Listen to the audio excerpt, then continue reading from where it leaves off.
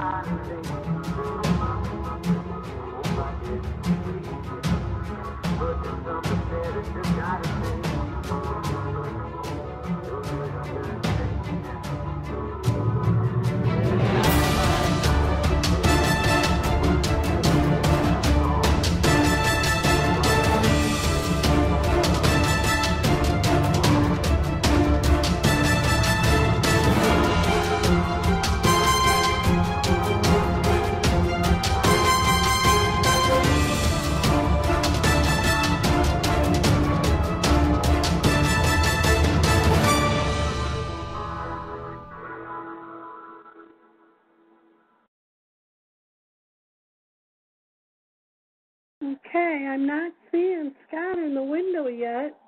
I'm wondering if he's having a problem getting logged in. Had that happen before, but I will unmute you guys as fast as I can here. And if I don't get to you, just hang in there for a minute. If I have to, I'll have to go and call Scott and find out what the heck's going on. So hold on, let me go over and check on Facebook. And for those that want to ask questions tonight, you're going to have to call in 1-724-444-7444 and enter the code 43503. And when you get on the phone, you're going to have to push *8 to raise your hand.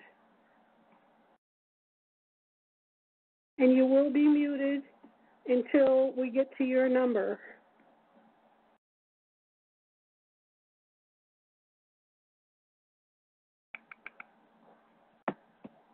I don't see him. He's not on Facebook, so maybe he's...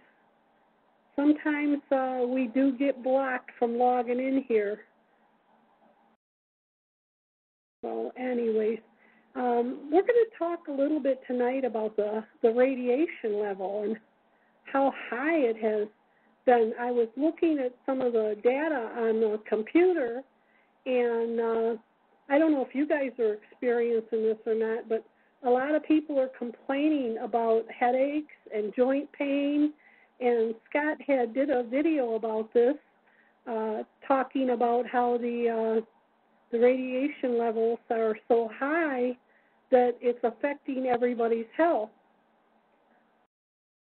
So I still don't see him in the room yet. I don't know what's going on. Well, let's give him a couple minutes. Maybe he always calls in through the computer, and he might be being blocked. Hello, guest 26.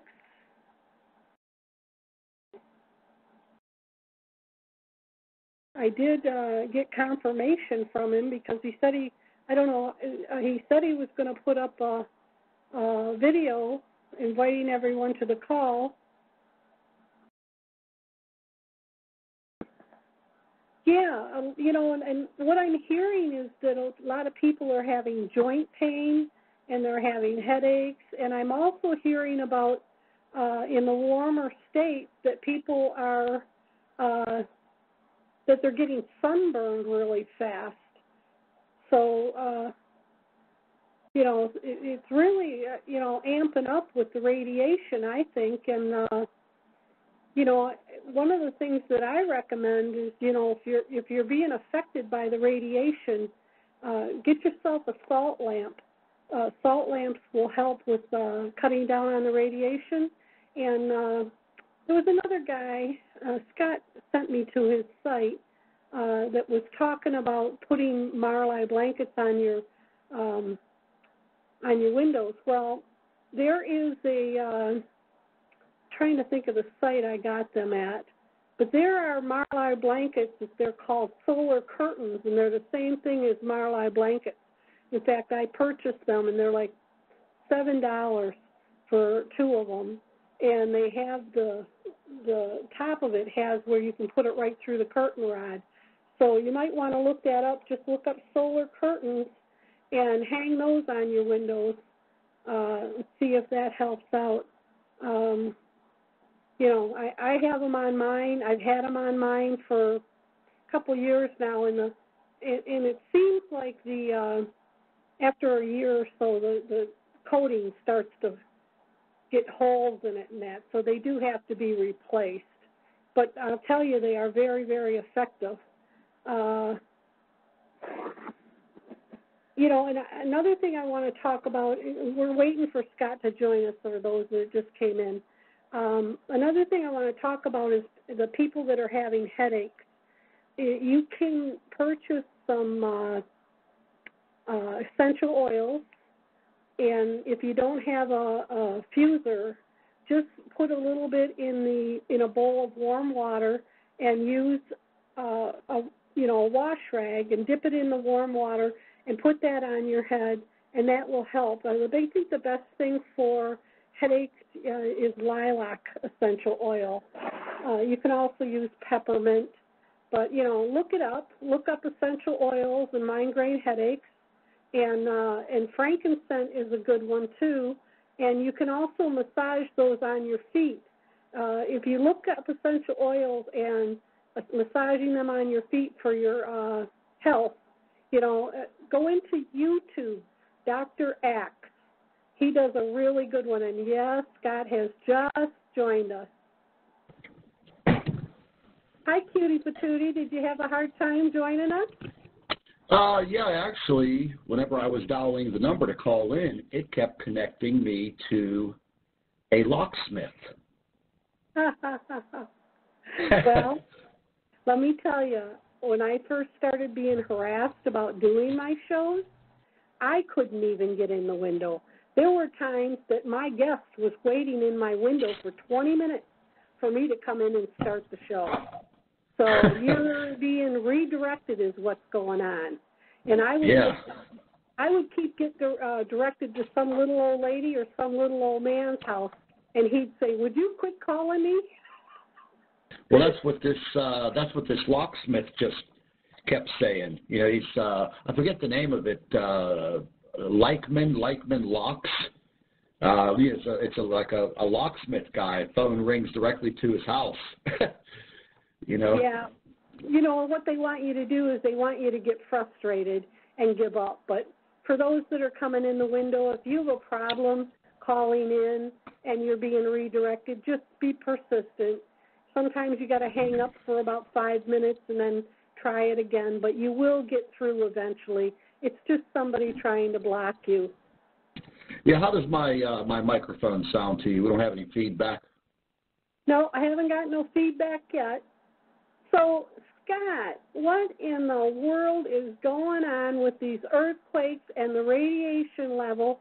We were just kind of talking a little bit. I was talking to the guests a little bit about how everybody's being affected by this radiation with headaches and joint pain. So what the heck's going on here? Well, let me just tell you what happened to me the day after Christmas. The day after Christmas, we had the temperatures soar from 17 degrees in the morning to 67 degrees by 2 o'clock in the afternoon. And, I live in southwestern Pennsylvania, 20 miles south of the city of Pittsburgh. So, in the end of December, we usually have a average temperature of about, anywhere from, I'd say, 30 degrees to about maybe 35 degrees. The lows will dip down into the high teens, low 20s. Usually we don't have snow on the ground, but the temperatures here have been very, very erratic, is the word to say. Very erratic and psychedelic, to use another word, because it has been just that. The skies have been these burning pink sunrises, and I have hundreds of pictures that I've taken, and I've never seen sunrises in this time of the year where I live. Now, when I lived in South Florida, it was different. You could see those beautiful sunrises every morning.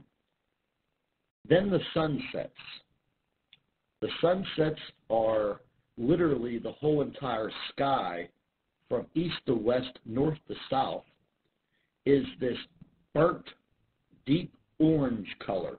And again, I have hundreds of pictures that I have been taking since a few days before Christmas. And just, I woke up one morning and I walked outside. The sun had just come up, but it was very, very thick, overcast skies. It looked like, you weren't going to see the sun for days. But all of the thick cloud cover had a very bright pink hue to it. And I took some photographs of that also. And it's just amazing me. So I talked about it on one of my videos the day before Christmas. And I got all of these photographs in from all over the world, people experiencing the same thing. So the day after Christmas, after, we had some real warm weather, 40s, 50s, it was 67 degrees, sun shining, it was like a spring day, people running around in shorts, and about mid-afternoon, I was outside for a while, I had some errands to run, and I got back around 3 o'clock, I sat down, and about an hour later, every single bone in my body started to ache at the joints. My lower back, my elbows, my knees, everything.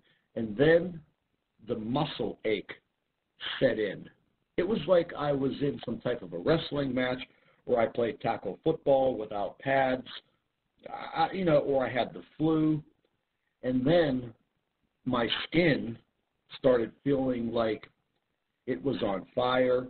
And then the last symptom I got was all of my internal organs, my stomach, my lungs, everything felt like it was burning inside, and it literally put me down, and I mean down on my sofa from 5 o'clock in the afternoon the day after Christmas. I didn't get back up off of the sofa until the morning of the 29th. I was literally crippled to hell. It sounds like you were being microwaved. Well, that's what I was thinking. Something, either that or, I had a lot of subscribers sending me emails in the days around the same time, and a lot of them were telling me the same thing. They were all thinking that it was this flu symptom, but you recover from it within 48 hours. So I don't know anybody that's had the flu, the stomach flu or whatever, for 48 hours. I didn't have any symptoms of the flu other than, those very serious aches and pains. I'm 48 years old, but I'm in pretty good shape. I don't have any medical problems. I take no medications. I'm perfectly sound.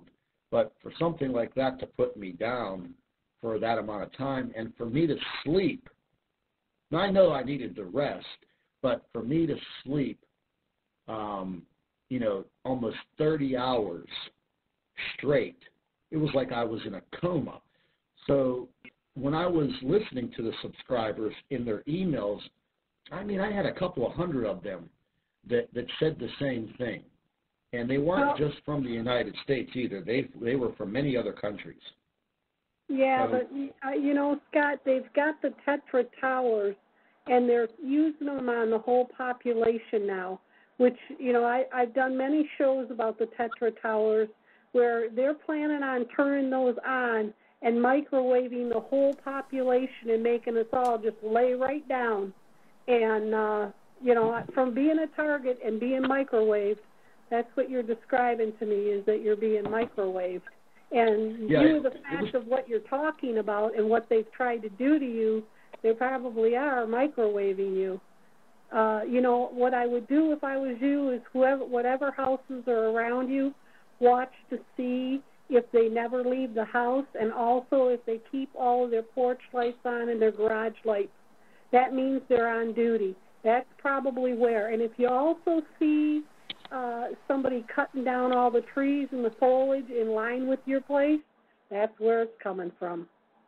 Well, I remember you telling me that the last time, and where I live, nobody lives around me. Doesn't matter. They have a screen, Scott. I've seen it. They moved it when they were using it on me, and it was when they moved it at like 1 o'clock in the morning. And I just happened to be outside. It was a full moon that night, and I was filling my dog's water pans, and I saw him coming up the road in a pickup truck with a car in front of it and a car behind it, and they had their four-way flashes on, and I was like, what the heck are they doing? And when they got to my driveway, they slowed up and looked in my yard to see if I was out there. Well, I stepped behind the tree, and when they went past me, this thing that was on this truck looked like a giant iPad. And it was hanging off the back of this truck about 6 feet, and it was probably about 8 feet wide. And so I called Independence, and I asked them, I said, what in the heck was that? He said, that's a military high-power microwave screen, and they can microwave you from 3 football fields away with that thing. My God. Well, what I meant to say is where I live, as far as seeing anybody's porch lights on, there's nobody that lives around me. I live on a high crested hill, and it's kind of like a horseshoe shape. I have a very long driveway, which you have to come up way up off the main road, and I could literally see 360 degrees all the way around, and I am covered by thick, very, very high trees. It will go through the trees. Yeah, I know. I understand that. I'm just saying, the whole looking at my neighbor's porch lights. I don't have any neighbors where I live. Even when you're coming to your place, what you'll notice is that the house that's involved is always got their light on all day long. That's the person who's on duty, who's paid to watch you. Well, I'm sure they are. Someone that's always got their garage or porch light on 24/7, then there's your perpetrator. and that probably might be where it's coming from. Now, I can tell you other things that we don't want to talk about targeting right now. We want to talk about, but I do believe that, you know, some of the stuff that people are saying they're experiencing with their health, I've been hearing a lot of migraine. You know, I do believe that, you know, a lot of this is the radiation that's coming from our solar system, too. Yeah, there's no doubt. I started looking into that after I read those emails because my skin was very sensitive to the touch, where to the point where it was hard for me to wear a thin T-shirt. And I went to leave the house, and I just threw a baseball cap on. And when I put the baseball cap on, I noticed that the skin on my head, my skull, was sensitive. But it all went away, and the next day, when I woke up on the 29th, I felt like freaking Superman. It was probably the best that I've felt in a very long time. My brain was literally on fire with intelligence. My mind was bright, wide open. It was like it was firing on all circuits. So I reached out to a friend of mine that I get some information from time to time, and he's worked in military intelligence for over 24 years. He's retired, and I was telling him about this, and he mentioned to me that that some of these things that are coming into our solar system, they're completely unknown to mankind today, modern man, because we've never gone through this before. But he has heard through his work background with the military that some of these things, these cosmic things that you can get exposed to, they can do different things to different people. It all depends just on you. He said that what I experienced sounds exactly like what he studied back in the mid-90s. And I asked him, I said, well, what are you specifically talking about? And he said, well, the way that you were feeling, and then whenever you recovered from that, the way that you just described, you know, that your mind was, you know, on a complete, like, overload.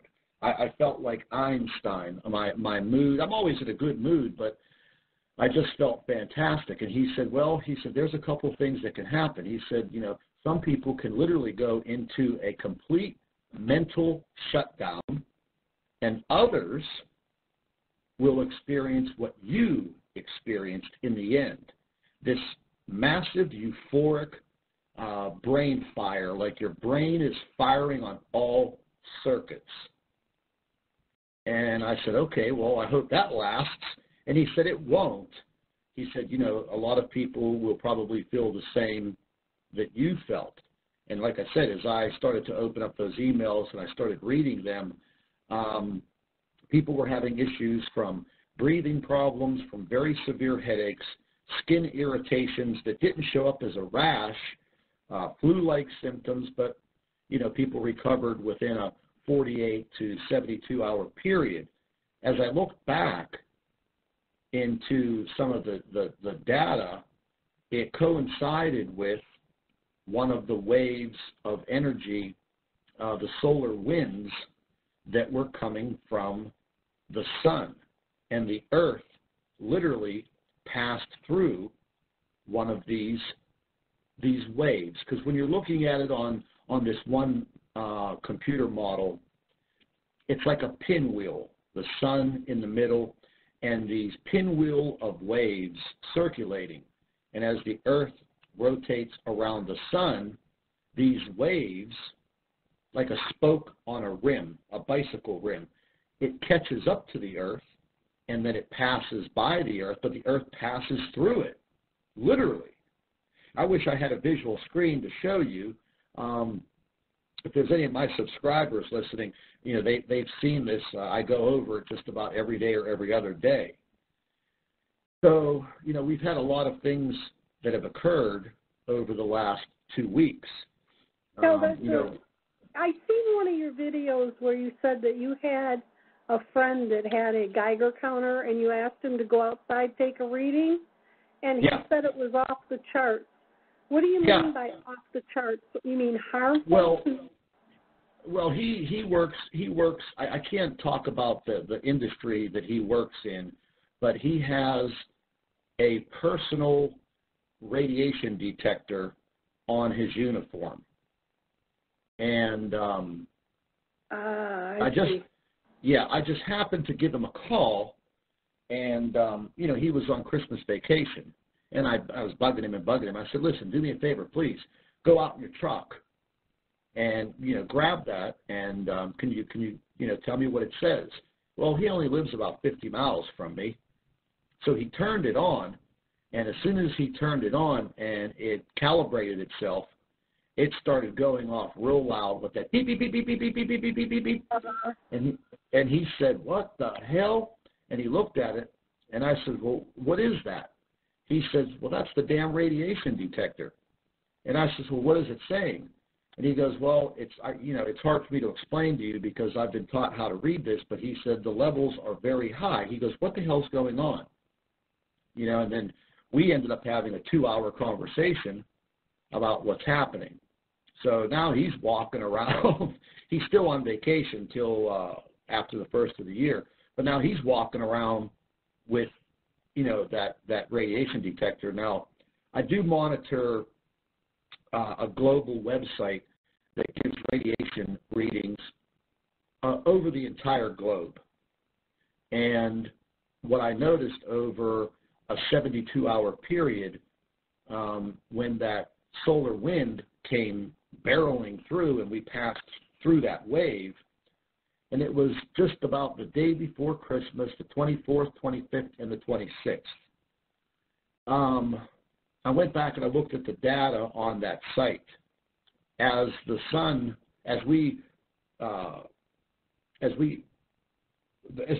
Earth rotated from, you know, daylight side, nighttime side, when you looked at the daytime side of the Earth, where people were exposed to the sun, the radiation levels were all out of the level 5 being the worst. The entire sunlit side of the Earth was at a level 3, all over the place, and it puts little pin dots all over the place. Now, not every single area was at a level 3. Some were at a basic level 1 or 2, but where I lived, right smack dab, pinpointed right on top of me, was a level 3.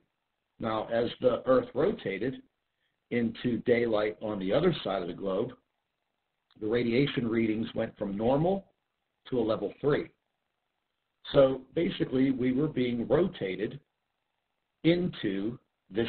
I just called it a poison because that's basically what it was. You know, and I'm not I don't have access to this scientific data that NASA and world space agencies have, because I know damn well they've been monitoring this. They have to. So we don't even really know what we're being exposed to. There's a lot of different theories out there. There was a lot of disinformation put out there because, I'll be quite frank with you, the first bit of information that came out was this magnetar that exploded. Well, we found out 24 hours later that, you know, that was just complete crap. Then we found out that the stories that were popping up about a gamma ray hitting the Earth or coming at Earth. Well, first of all, you would not see a gamma ray burst hitting the Earth. One like they're talking about something like in the movies, because it would completely obliterate the Earth where it hit, and then that gamma ray burst would literally spread around the globe and people would die off very slowly. So that was a complete farce. As I dug into it further and further, I started finding out that, you know, they're putting this disinformation out there because they don't know what the hell to do. So, you know, I contacted my friend again that was in the military, and I said, listen, man, I need your help. I need to know what the hell is going on. And he goes, well, look, I'm going to be quite frank with you. They've been puzzled by this for the last 9 months. He said they don't know what to do. They knew this was going to occur, but he said they're being very tight-lipped about what's going on. Well, I'm sure that they're very upset, too, because there's so much out there on the Internet now, and so many people are finding out what's going on, and they want answers, and, you know, so they're just going to try to debunk it. But we are getting up on our half an hour of chit-chat, and for those that are on the phone that wish to speak to Scott, please push *8, which raises your hand, and we'll unmute you in sequence. We do have one caller that has their hand raised, so we'll take that call now. Welcome to the show, Arizona. You have a question for Scott? Yes. Hi, Scott. So this is a solar flare that is causing this? That's what I heard. No, it's not a solar flare. I mean, if the Earth actually got hit with a solar flare, it would be pretty much doomsday for the Earth. What's been happening over the past several weeks, and I monitor this every single day, is it seems to me that we're having a combination of problems. And one of the main problems is all of these large coronal holes opening up on the sun, and it just so happens at the position the Earth is and the position of the coronal holes, because, you know, the sun does rotate itself. Yeah. And as the sun's rotating and the Earth is rotating around the sun, we are literally being turned into these large coronal holes. And these coronal holes, they produce these massive bursts of solar wind, and we were monitoring that also.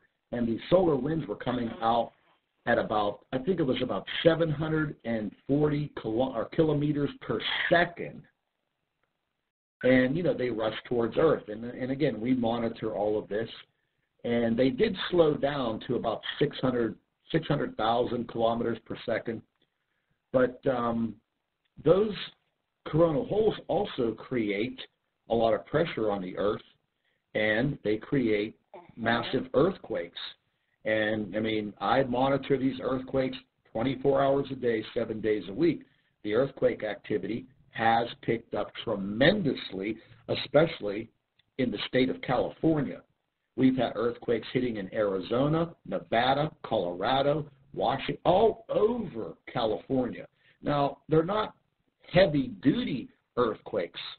They're in the magnitude of the high 2s, low 3s, some 4s. But the problem is they're spreading out across the entire state from north to south, south to north. And, you know, the whole aspect of, you know, these solar flares, now we went by that one. We got away with, you know, some pretty hefty earthquakes across the globe, but then I noticed another coronal hole opening up on the side of the sun that was rotating towards us, and I think everybody kind of discounted it. I talked about it in 2 of my videos, and sure enough, when I woke up the next day and started looking at the 48-hour footage of the sun, well, there she was. She was getting bigger, shaped like a large triangle, and literally turning directly towards the Earth. Now, that one's going to be turning towards us. I think we will be aligned with it probably within the next couple of days. But when I monitored that, I was hoping that it would shrink and get smaller. Well, it did not. It got larger. So not only do we have that one to face again, but now there is another one forming on the sun, which will be turning towards us within, I would say, probably the next 7 days. Do you think these coronal holes have something to do with the planet Nibiru? Well, I think something is definitely applying some very, very severe stresses on the sun. Now, you know, and I tell everybody this, without having, you know, like the bat phone directly into NASA where I can call and ask them questions, we're not going to get these answers because they're not coming out and telling anybody anything. Now, what bothers me is a few months ago, the President of the United States had this big to-do about signing this executive order in for this new Space Office administration. Remember that? Mm-hmm. Okay. Well, now that we have this big to-do Space Weather Office administration in Washington, D.C., why in the hell are they not saying anything to anyone? Right. Because these are serious events, because these coronal holes are documented with very, very heavy amounts of data that they do cause very tragic earthquakes. We're talking catastrophic earthquakes. And wow. why aren't they saying anything? You have the administrative office. Well, let's use it. Let's use it to warn people, hey, listen, you know, if you live in an earthquake zone, you know, pay very close attention for the next 7 days. Well, their space weather office seems to be that they're on vacation and sucking up the tax dollars. Right. Well, you know, I've been feeling pressure. I live in Arizona, in Tucson, and I have been feeling, and I thought it was barometric pressure because my joints have been hurting. I have arthritis anyway, but they've been hurting very severely the last few days. I've had problems with my internal organs. And then it's really funny that you should mention the 29th as far as having mental clarity. It was good mental clarity. Yeah, the same thing happened to me, and for the last 3 days I've just been bubbling with ideas, and me too. I've had all this energy, and it's really weird. Yeah, I mean, I hope my mind stays like this. I mean, I've always had a very energetic mind, but I don't know. I explained it to one of my friends like being on some type of psychedelic drug, you know, that just opened up my mind, and I hope it stays like that. But, you know, we could only wonder what we are being showered with, because I got another theory from a gentleman who is, again, I turn to when I need some very, very scientific information. And we started talking about the Milky Way, and where is Earth's position in the Milky Way?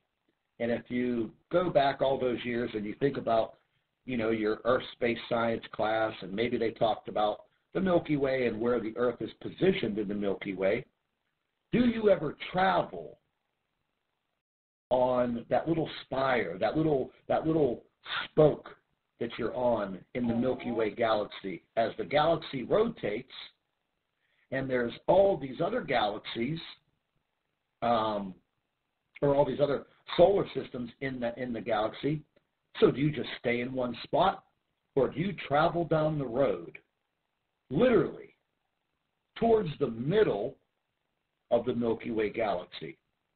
So therefore, if you're traveling down the road, then your scenery is going to change, and you're going to experience new things as you travel down that one little spoke that your little solar system sits on. And when I asked him that question, he said to me, he goes, wow. He goes, where did this come from? And I says, well, I don't know. I was just sitting on my sofa reading some information, and all of a sudden that popped into my mind. And I couldn't find anything on the internet about it. And he says, well, to be honest with you, there have been some serious scientific studies over the past 20 years, and what I am talking about has happened. The position of where our little solar system is, yes, the Earth is traveling, in a direction. Our solar system is traveling in a direction through the Milky Way. Everything is always in constant motion. So yes, our solar system is going to experience new things as time goes on.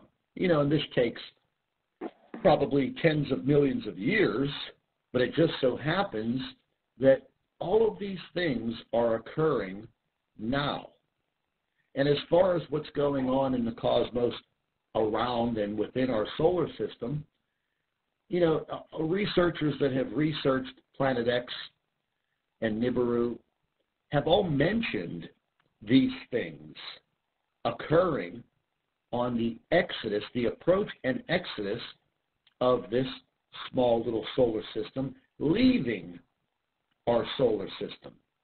Yeah. And then, I started doing a bunch of more research on brown dwarf stars and, what they're all about. And I just jumped into a bunch of really, really scientific information that would boggle your mind, because science really doesn't have a real big hold on the knowledge of these brown dwarfs. Now, over the past 10 years, there's been a lot of data that has come in because of technology, but these brown dwarf stars come in classifications now, and these are very powerful planetary objects. They have a ton of power, and I mean electromagnetic power.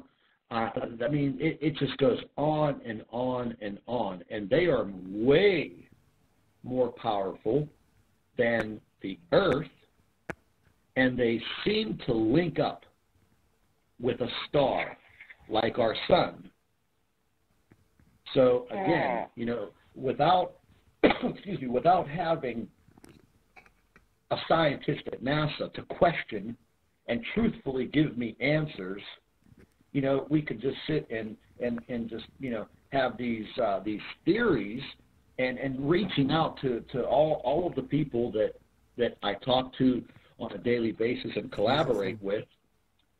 Each one of us is going in a different direction, like a slice of pizza, and we're all trying to put it together, And as I spoke with one good friend, it's a Planet X researcher. He said, "Listen," he goes, "it's my theory that we're in the beginning stages of seriously feeling the effects of, Nibiru and this brown dwarf." And I said, well, we did talk about leading into the end of this year. And I've been saying that since the end of the summer in August. And, people like these debunkers are calling me. They're saying, ho, Scott, it's the end of December and the world is still here. Well, I never said the world was going to end. I never said that, not one time.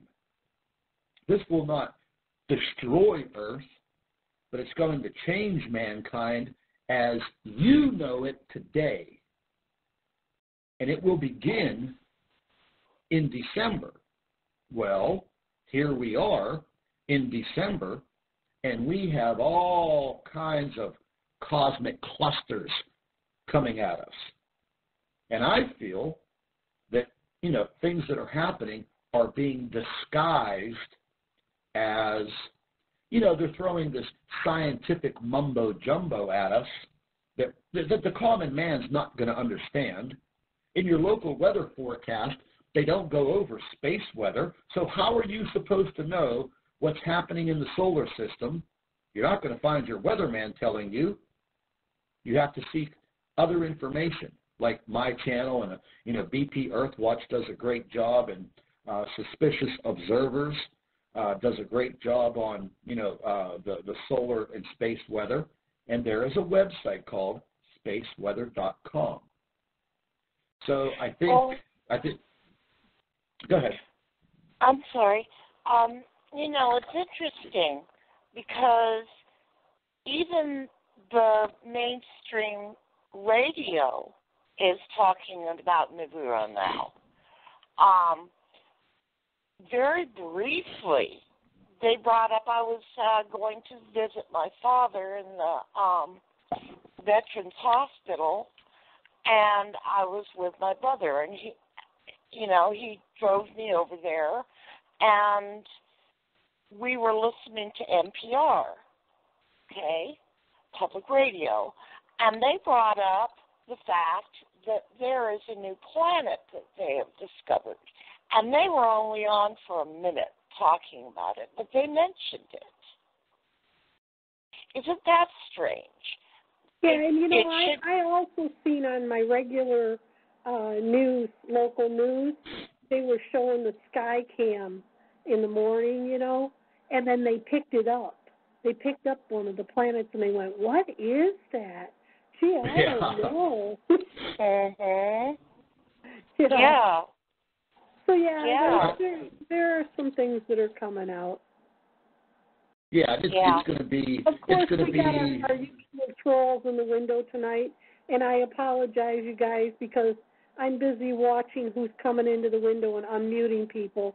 I can see they're aggravating you, and if they keep it up, I'll start paying attention over there, and I'll just mute them. Yeah, the best thing you can do is, if you are having some of these issues, and you subscribe to my channel, set the notifications up to my channel. That way, when I do put a new video up, you are notified. YouTube's been playing around with that notification setting to a bunch of YouTube channels, and I try to cover this at least every single day now. It's not that I've changed my format from researching Planet X. It's just that these things that are occurring right now, I feel that I have the responsibility to inform my subscribers on what's happening.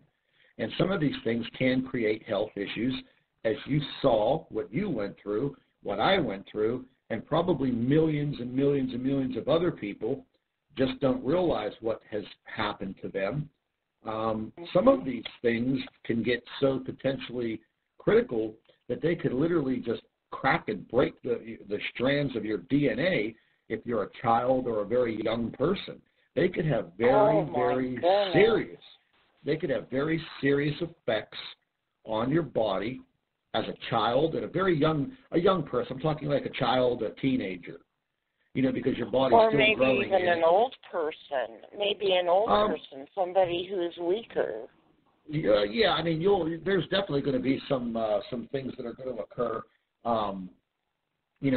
with being, older. But the most critical will be for children and people that are very, very young. That is the scientific data that I got on that, and that kind of scared me.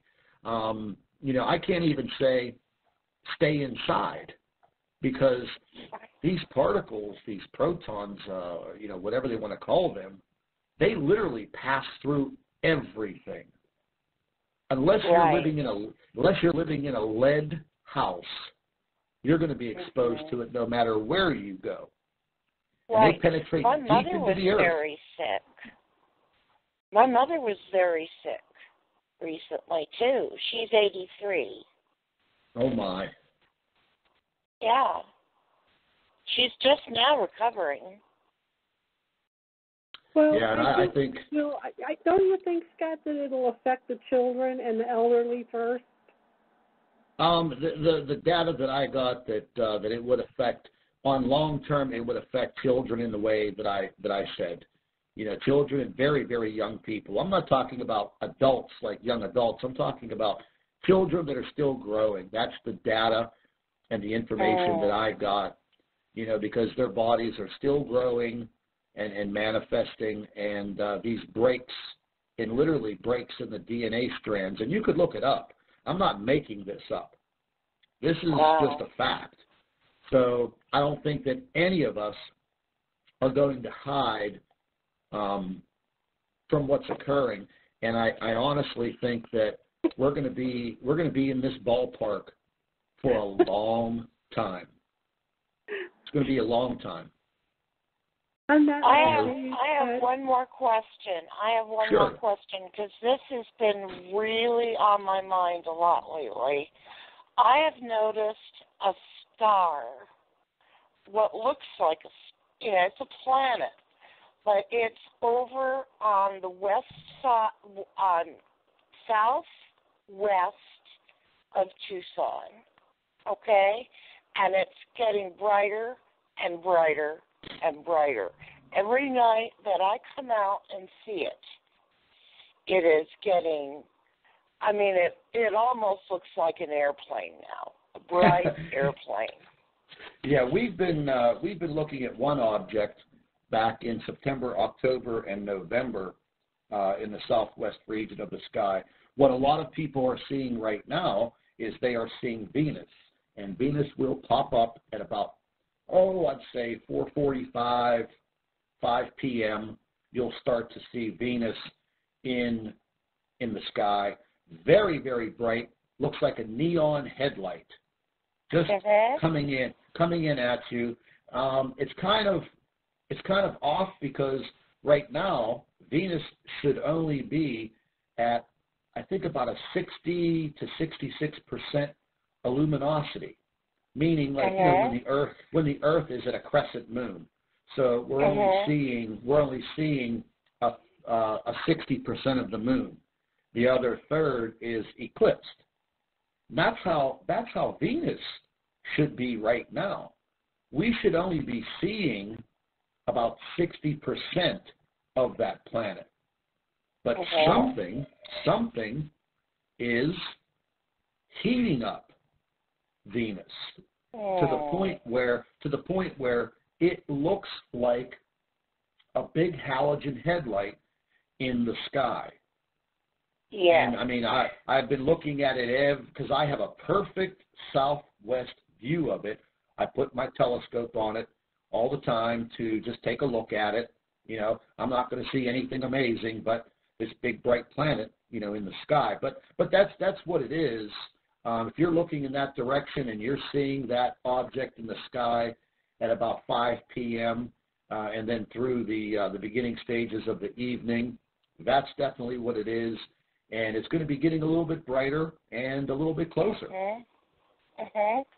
Okay, so it's Venus then. I was thinking it was Jupiter because I think it's, Nibiru is going to affect all the planets, not just ours. It already is. There's scientific data that's been coming out that something is heating up all of the inner solar system planets. And again, without that direct line into NASA to ask these questions and to be given an honest answer, we're never gonna know. But we have to use our brains and what we know and what we can find out. And these inner planets are heating up, and it seems to be that something is also heating up the internal core of the Earth. It has been for a few years. And the hypothesis of this small solar system being within our solar system has been going on for several years, a good many years. This is not something that's just going to come whipping into our solar system, make a loop around the sun, and fly back out in a week. The solar system is very large. It's hard to put your mind on it because of the vastness of what we're talking about. But I believe with everything that I've studied and people that I've spoken to that are very knowledgeable about biblical scriptures and the past, we're in the times. We're in it right now. You know, I think that we're in the beginning stages, but we're far in the beginning. You know what I mean? We're getting there towards the middle. And as the months go on, January and February, over the next 60 to 90 days, things are going to change. And I think over the next 90 days, a lot of people that don't know anything are going to start wondering. And the people that do know some things are going to start asking more questions. And if their eyes aren't all the way open, they're going to be wide open. But again, you know, we're at a point right now where I feel like the entire Earth, the population on this planet, is literally being held hostage. And there's nothing that we could do except wait. And that's the saddest part. That's the saddest part. You know, I mean, I don't think that we have the technology to do anything about what's happening. Well, what we can do is to get our spiritual house in order. That is true. And I think that is the main thing people should be concentrating on, you know, because what is going to happen is going to happen. I mean, I've heard that they're trying to get these space interplanetary like jets to go toward this object that is going to affect us and make it explode. They have some kind of a super explosive beam or something. They're going to get several of them, and they're going to vaporize this thing. I don't think that's going to happen. The chances of that happening are pretty slim. So, you know, I really feel like I have been really nudged a lot by the Spirit to pray without ceasing, and just to pray for the children mostly, because, you know, these children are innocent. You know, they come into this world. They can't help coming into this world, and they're so vulnerable. You know, as you said, to these protons and everything else, the powers that be in the world. You know, so I'm just very, very much led to speak out on these shows too about the importance of getting your spiritual house in order, and you know, my belief is in the Lord Jesus Christ. And I will be unshaken in my belief in this because I've had an experience which has completely convinced me that He is the way, the truth, and the life.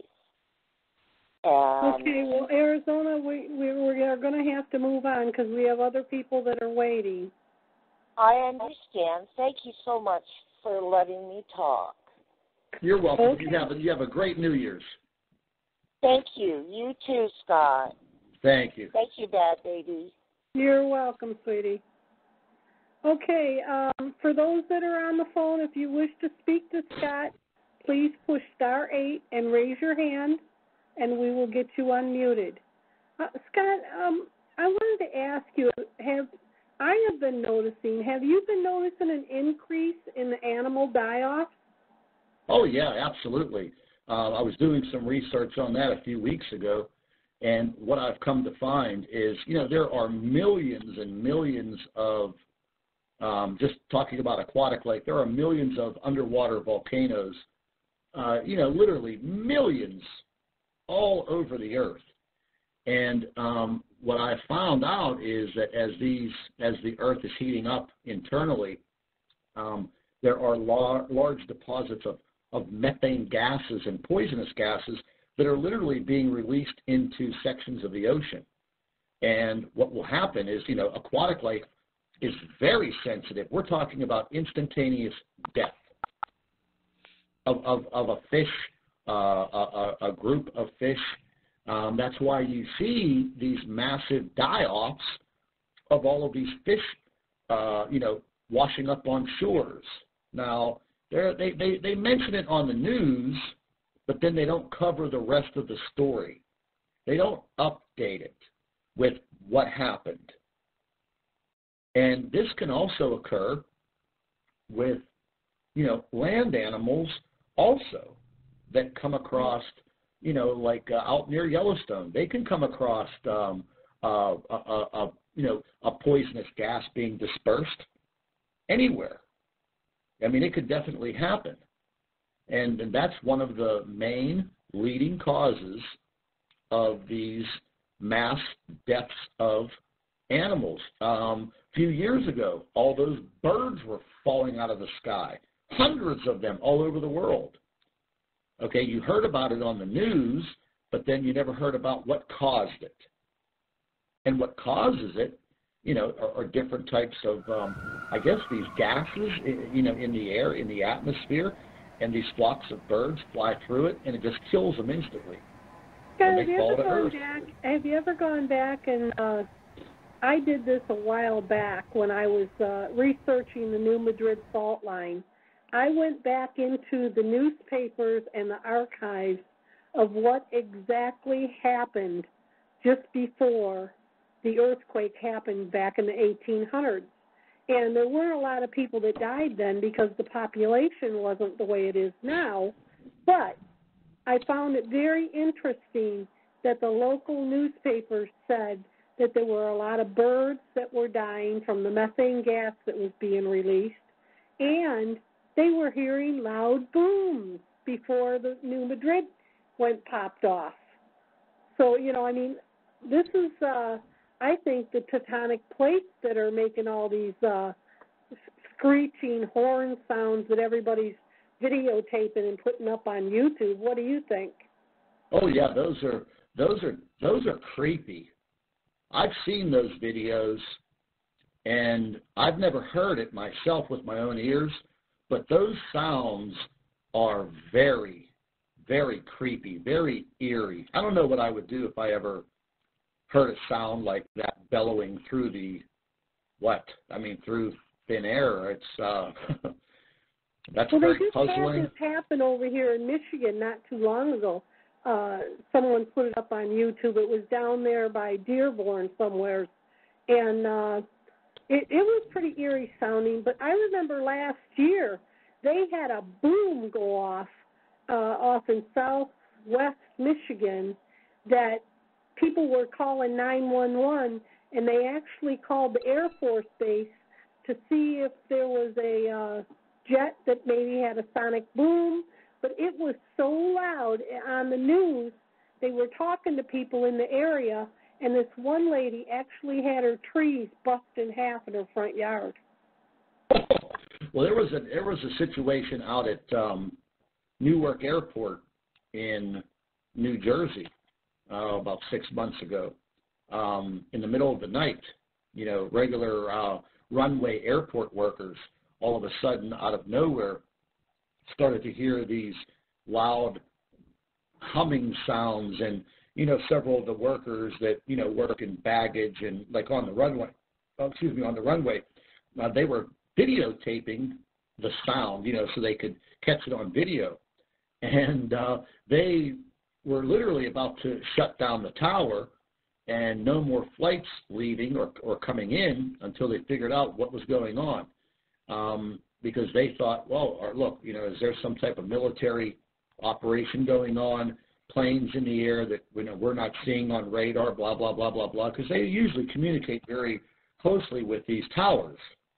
Mm-hmm. When I watched that video, again, you're out there on a runway in the middle of the night, total darkness, all of a sudden you start hearing these god-awful sounds coming out of thin air, loud, very loud. Okay, they're being heard in Europe, everywhere. For those that are on the phone, if you wish to ask Scott a question or speak with him, please push *8, and we have another caller, so we will unmute. Welcome to the show, Huggy Bear. I want to ask Scott a question. I do. Scott, my name is Chris, and I emailed you recently a few times.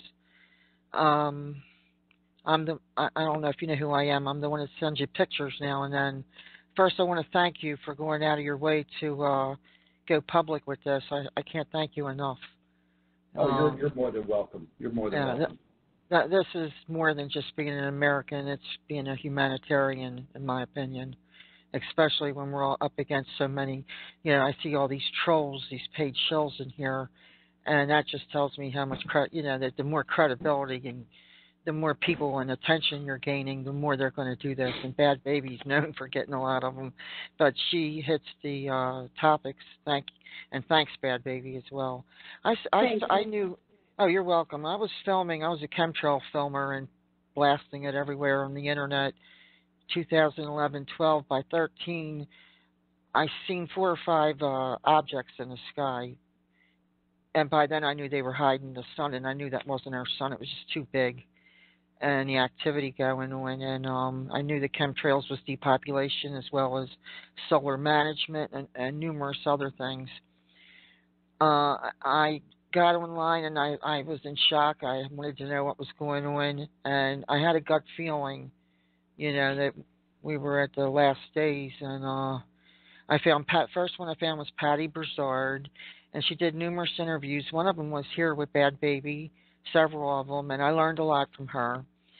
And then it was others, and thank you. You're one of them, Scott. Scott and WSO, and there's others as well, so I can't thank all of you. But anyway, my question, I guess, and it's what can you say? I know where all this is going. I know the history of this, what little we've been given. It's been called many things: the destroyer, the frightener, the passing of the planets. My biggest confusion is, if you go by the Sumerians, it's every 3,600 plus years, give or take. But then there are scientists that are saying this is every million or so years. There's a DOD high-level whistleblower over at SoundCloud, Michael from around the world. If you need his link, I'll send it to you. Yeah, I know Mike. Yeah, and I have some voiceovers I did of him about a year and a half ago where he describes that this is every 40 to 70, 80,000 years, and it is the perturber, meaning that it perturbs all the other planets are in a mess. This messes up the entire universe, and along with this system came Hercules, the big red gas object. And this all led to me meeting Sam Huffman, who was silenced by the government for over 30 years. He was actually underground, and I forget the reason what happened, but they stripped him of everything. I mean, he was smarter than Einstein. Yeah. And I can see those planets up there thanks to him. I can look up any day now, and there they are, and they are getting much bigger. My question, I guess, and I know I don't expect you to be able to answer it. I respect anything you say, but I'm on the East Coast, and I'm ready to make a move, but I honestly can't figure out with the debris field coming, where are we safe? Any idea? Well, I've been thinking about that over the past couple of weeks, and I'm on the East Coast also, and we're in trouble. I'm going to be quite honest with you. If you just look at the basics, the Earth rotates every day. The sun rotates every day. We move around the sun. We're in this big circle. So if you take things that are in a circle, and say, for instance, you take a spray bottle and you spin that ball and you spray it, as the ball spins and you continue to spray, what eventually happens? You're going to cover the entire ball. So I don't think that there is going to be any type of a actual, quote, safe zone. And I don't think running underground is going to do any good.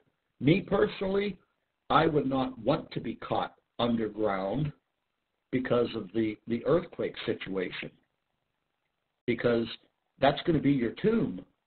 You're not going to be able to escape. If you do have food and water in there, it's not going to be for eternity. True. So the bottom line is, like, I've been building myself up to the point, okay, I'm ready to step up to the plate. I'm ready to face this, and whatever happens, happens.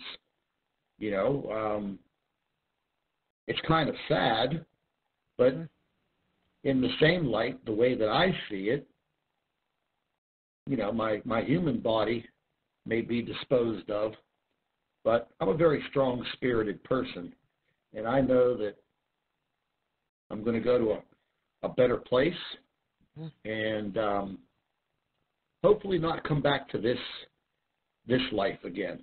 Really? Well, so when this government killed my husband and covered it up, and then they came after me like they did Bad Baby.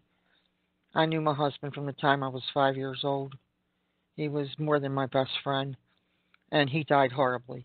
And if the shills are real government shills were on here, they would know what I'm talking about. And they really did. It was really sad. The NSA actually came after me, and my lawsuit was 99 to 100%. They're fought via OSHA and their investigation. And can you imagine how I felt as a widow that I'm getting ready to go into court? And, I was told that after 7.5 years from their own depositions, they were right out of Washington, D.C. They hired one of the top 10 law firms that, their words, destroy me, and even bought my own lawyer out. And so it's really been one heck of a trip for me. Well, I'll tell you what, just so you get some satisfaction out of all of this, and I'm very sorry for what's happened to you and your husband, but just get this much satisfaction out of it. All of these people that did that to you and did that to your husband, they're not going to live through this. These people think that they have all the answers and that they're going to use our tax dollars and technology and they're going to make it through this. Look, let me tell you something. The low-level employees of these alphabet soup agencies, do you think, and I've said this before and I'm going to say it again because I get hot-tempered about this, do you think there's enough room in the underground condominiums for the entire NSA, CIA, FBI, the entire Congress, House of Representatives, every freaking politician, all the militaries? Do you think there's room for them? Oh, hell no. They're going to be out there with us. They're going to be out there with us. I've even done enough study to know that a lot of that noise we're hearing, it's either the core of the Earth is really fired up, and that's coming up. And it can only, like you say, it can't go down, it can only come up. So it's going to go right past where they're located at under there. And what I hear from others, I've heard enough comments from others that even helped build them down there that they didn't build them to specification to handle this. No, I don't think you could build. I don't think we have the technology. I don't think so. To save ourselves in that fashion. I've spoke with a few guys that are retired. They don't really, they don't come out and talk about it in public, but they were some of the main contracting firms that worked for 30 years out there in Denver, digging those massive caves with those massive boring machines, made tens of millions of dollars, and they're living good. So, they did their part for the government, but they even say, the bottom line is, would you want to be under a mountain when a magnitude 10 earthquake shakes the living hell out of that mountain? I don't want to be there. I've had people email me and say, what if I find a cave and put a bunch of stuff in there and I go in there to get out of the debris. Well, what happens when the earthquake hits and, like, you're in this cave and all this collapses and you're just trapped in there with what you got for a few months? You're just going to be in a cave and starve to death. Yep, that's what I said. You're not going to have enough food and water to last you for an eternity. You're basically going to sit there. You're going to go through a massive mental breakdown, and then, it's going to be over. I mean, if you've ever watched the movie 2012, yes, I know it's a movie, but, they make these movies for a reason. And if you watch in the movie with John Cusack, is the movie I'm referring to, as the earth is literally shaking and quaking and cracking and opening up, where do you think you're going to hide? I mean, do you have some extra sensory perception that the ground that you're standing on right now is not going to open you up and swallow your entire city? We don't know that. Mountains were formed on this earth not over days, years, and eons. They were formed in minutes, being pushed up through the Earth's crust. So what do you think you're going to run? You're not going to run from it, is basically what I'm going to say. You're not going to run from it. And I was taught as a kid that the mountains, my grandparents knew that all the mountains and valleys that you see, that was from a prior pole shift. And they moved with, and you're right, even they, and I even read in scientific papers that that happened in minutes. You're right. Yes, in minutes. Yes, and you get a very large. Well, that's what happens in that movie.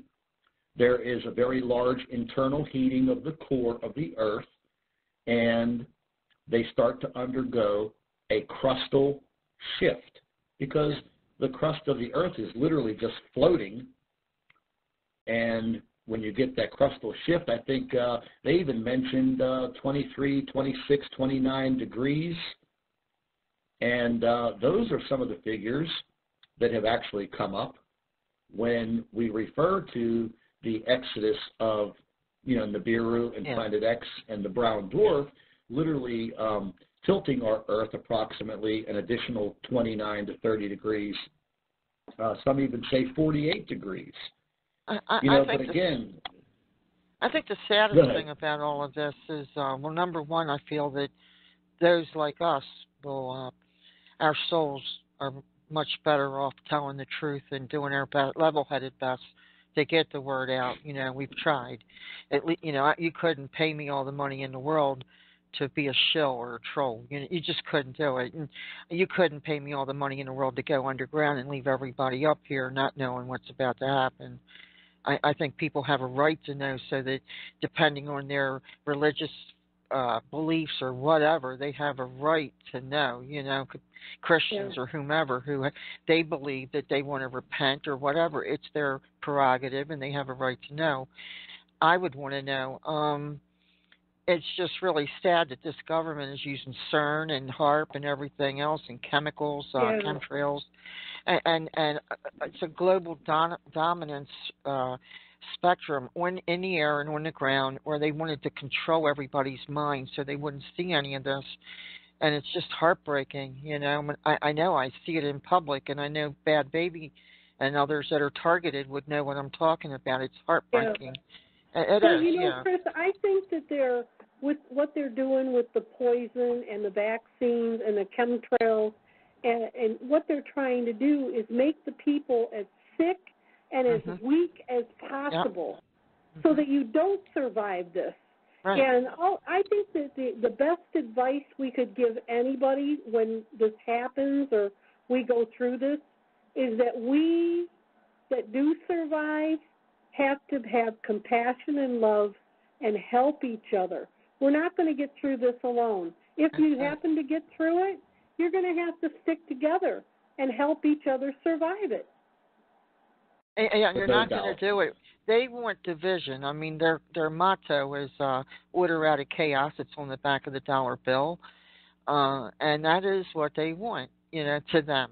Well, I go with Bad Baby, love and kindness. That's the only way, you know, if I survive for 10 minutes with a broken arm, I hope someone has has enough love and kindness about them to come over with empathy and at least help me. Well, I had a guest on, one of my Nubaru guests, and I'm not going to mention their name, but they were talking about, you know, you're going to have to be all for yourself, and I said something about pack extra medical in case you come across a child that needs assistance, and this person said, well, you just might have to ignore that child and walk past them.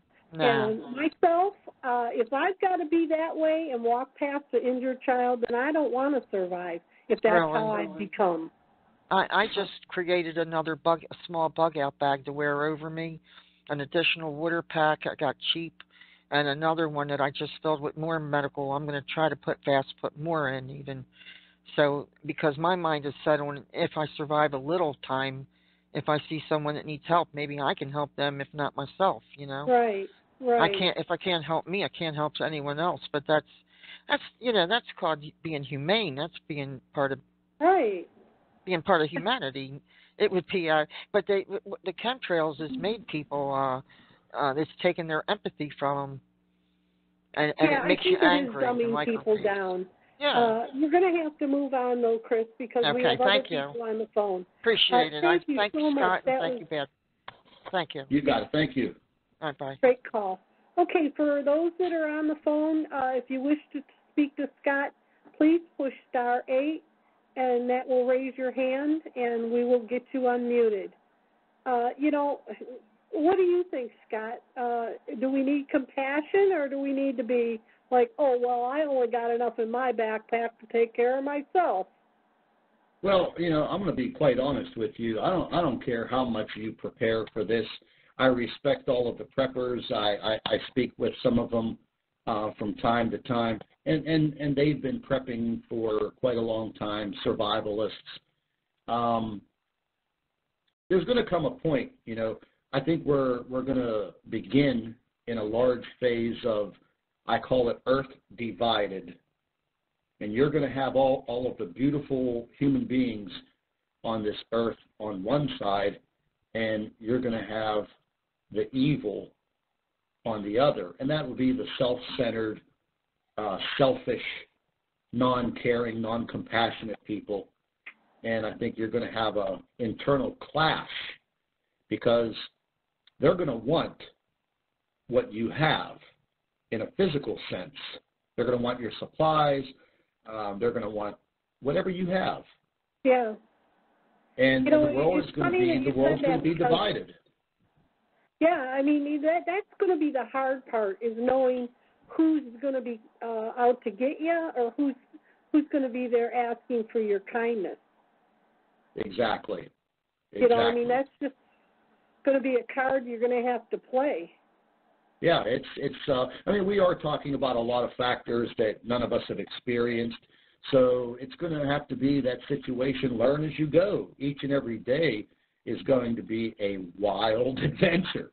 You know, I mean, I'm not making a joke of it, but every day is going to be a wild adventure. I mean, look, just go take yourself and throw yourself out in the forest for a week, 2 weeks. See what happens. Go by yourself. Don't take anything with you. Try to live off the land. Try to catch a fish. Try to trap a rabbit. See what happens. People's modern... You know, I mean, you can go out to a Tractor Supply and you can buy a live trap for $28.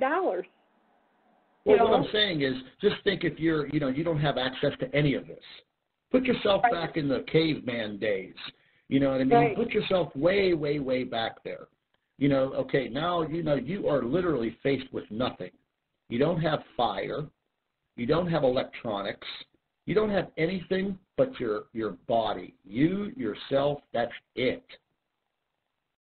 Modern man is not ready for this when it comes to the point in time where nothing is going to work. No communications are going to work. What little modern things you have aren't going to last. If you have a cigarette lighter, what do you think, that's a cigarette lighter that's going to light a fire for the next 10 years? No.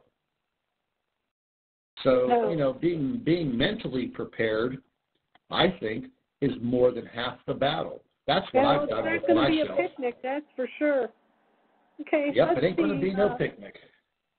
Guest 80, did you have your hand raised? Yes. Yes. Would you like to speak to Scott? Yes, I would, please. Okay. You're on the air. Hey, Scott, how you doing? Pretty good. This is great that I'm getting to talk tonight. I've just been listening to everybody, and I actually wrote you an email today, but by the Spirit just told me not to send it, so I didn't send it. But anyway, this is just a great opportunity for me to say a few things. My name is Russell, and I'm from Michigan, and I want to share something that was given to me the first time about 20 years ago. And as I was reading the Bible in Revelation chapter 8, I come across the passage that spoke about wormwood. And I read through it, and I was sitting there pondering upon what I read, and this is what I was told. I was told it's coming, and man can do nothing to stop it. Nothing to stop it. And then about 4 years ago, I was walking my little beagle out at the park. I walk every day with my little beagle. And this day, while I was walking at the park, I was told just out of the blue, the Spirit spoke to me. And I was told everything has gone full circle. It is now time for the ring of return. And when I was told this, I didn't know exactly what it meant. But that day, I felt such a powerful drive, an urge, if you will. When I got home, I got on my computer and started to search. And I came across a website. There was no doubt in my mind that the Spirit directed me to this website, but it's rodcdavis.com. He's an individual who has done a lot of research and a lot of things, paranormal and spiritual things. What a powerful man of God this man is. But anyway, I went on his website, made contact with him, and we started to communicate back and forth together. And I shared some dreams and visions that I've been given. This all started for me about 23 years ago after a supernatural experience that I had. But to make the long story short, I started to communicate with Reverend Davis, and he said, send me all your dreams and visions. I want to read them. And my older brother, who's included in this as well, we got together and we sent all the dreams and visions that Holy Spirit has given to us to Reverend Davis, and he started to place them on his website. But the reason why I'm calling is one thing that nobody ever talks about. I'm amazed. What about the two witnesses spoken about in the book of Zechariah and the book of Revelation? What about these two that are taken up and stand before Christ to be his witnesses to what they see and to what they hear and return to earth and speak what they're given to the whole world? Now, we know we got governments, we got trolls, we got all these people trying to suppress what you, Scott, and many others are trying to make known to the world. Let me tell you this in the audience listening. God's two witnesses are here on the earth right now. And they've been prepared now for over 20 years. And soon they're going to be taken up. And they're going to stand before Christ. And they're going to hear from him all that they've been called to see and witness, as Enoch did in his time. And when they return to the earth, they are going to proclaim everything that they've been given. And I don't care who tries to stop them. Governments, ETs, I don't care. Nobody is going to stop their ministry because God is going to protect them, and everything that they've been given is going to be proclaimed to everybody on the face of the whole earth. So these governments and whoever else is going to try to stop them will not be able to stop them because they're going to be divinely protected until their ministry and their prophecy is completed. And I was told it is coming and man can do nothing to stop it. This system, whatever it is, it's got a cycle. I've been told that by Holy Spirit. And it's now making its ring of return to enter into our solar system again. And we know from the Bible in many passages, Isaiah chapter 24, the book of Revelation, is pretty much all about the passing of this planet through our system. It raves havoc upon our world. The book of Isaiah states that very few men are left. So that goes to tell you, through the ministry of the two witnesses in the Holy Bride Church that are gathered together unto them, and they are given many messages by the prophets, the two witnesses, and God's Holy Bride Church is going to fill the earth with the truth, and they will not be stopped. Remember, Christ said it will be as it was in the days of Noah, just before I return. What was the days of Noah all about? The great flood, the great cleansing, the great destruction of all the sinners. But God kept a remnant who was true to him. It's going to be the same way in this last day. The two witnesses go forth and preach the gospel of Jesus Christ, not the corrupted gospel, but the gospel that Jesus taught 2,000 years ago, and the gospel and the law of God that was from the very beginning given to Adam became corrupted. Christ came to restore it, renew it. Once again, it got corrupted. God sends the two witnesses to restore, to renew the law of Almighty God and the true gospel of Jesus Christ. And all those that are drawn to it and all those who will listen to it will be in a place of safety. God says, for my elect's sake, those days shall be shortened. In other words, God's elect. We don't know yet how he's going to protect his elect. But all those are brought into the fold, all those are brought into the ark because they embraced the holy law of God. Brought anew, restored again by the two witnesses in his Holy Bride Church. They will receive divine protection. While they're on planet, off planet, we don't know yet. But this is God's message. There is a way out. God will protect his elect and all others who are not in the fold, who are not brought into the ark of safety, whatever that ark of safety may be in this generation. Woe unto them. I would not want to be them, because they are going to have to suffer the onslaught that's coming from this system, this planet, whatever it is, it's going to come through our solar system to cleanse the earth. That's exactly what I call it. You took the words right out of my mouth. I've actually used that phrase before, and it seems that as time goes on, the earth needs this cleansing.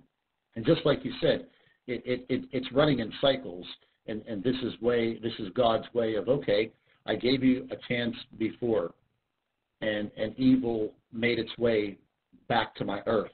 Well, now I have to cleanse the entire earth of this evil. He did it once, he did it twice, and he'll do it again.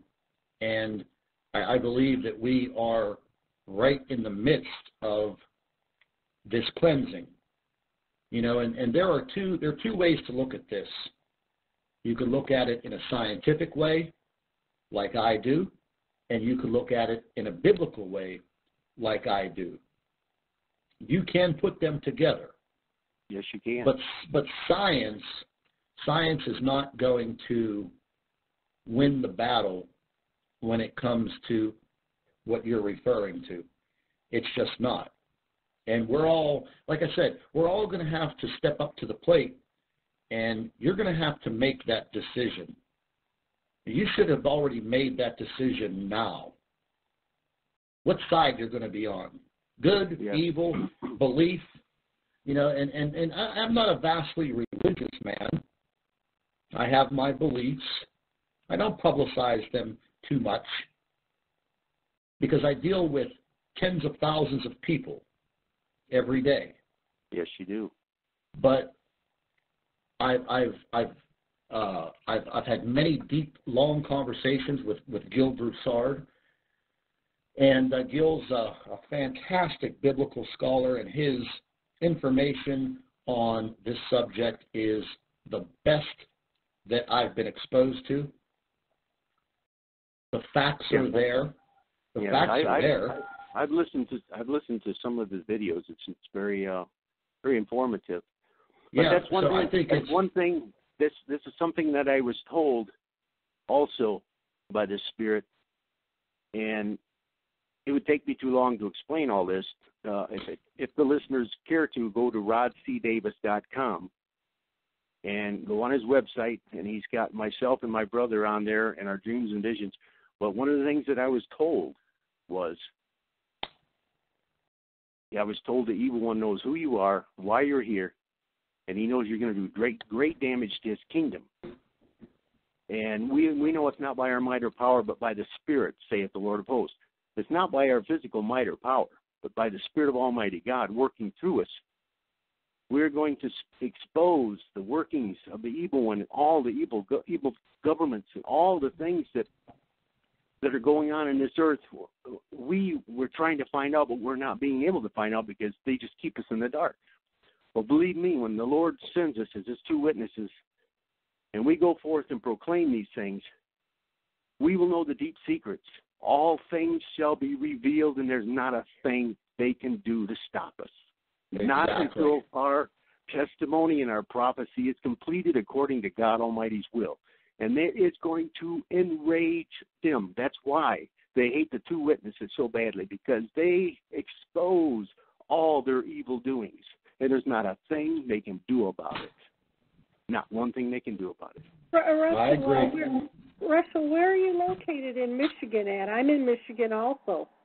Waterford, Michigan. Oh, okay. Gotcha. My brother and I live. Yes. Yeah, Russell. Next time you sit down and you start penning an email to me, don't hesitate. Send it to me. I would love to hear from you, and because I tell you, I mean, I have we just tipped over 40,000 subscribers to my channel just I'm yesterday. one of them. I'm one of them. I just signed up not long ago. Yeah, and I do have a very gracious base of people that are surrounding me, and I always thank every single one of them. And I do get about 1,000 emails a day, and I do, spend a couple hours a day, going through the emails. And, a lot of them are very touching. Some of them give me chills. Yeah, they're kind of like chills of joy, to hear all of these heartfelt things, and it touches my heart. And I start to think sometimes, well, I'll be truthful. I think every single day, why did I thrust myself into what I'm doing? And I started investigating, the theories of Planet X and the Nemesis solar system 13 years ago in depth. Mm-hmm. But as the time has gone on and more of this has come to light, and it seems that our time is getting shorter, that's when I decided, okay, I have to stand for something. Something lit up inside of me that said, listen, you have the ability, and people will listen to you. So, I'm not saying I'm the chosen one, because there are a lot of people. I'm very thankful that you answered that yearning, that call. That there's a lot of people out there that are truly seeking answers. They're just seeking to know and to understand what is going on. Things are not normal. Exactly. Yes, exactly. And I do think every single day, why did I thrust myself into this? And I do have to say that this may sound kind of odd, but when I do start to sit and think about it, when I'm sitting at this computer for 14 hours a day, sometimes even a complete 24-hour day, and I don't sleep, I do have this joy that comes over to me, and it pushes me more and more and more, because I know eventually that I'm touching all of these human beings and they're touching me. And I think that's what this is all about at this point in time, is it's unity. And, Jesus spoke about it.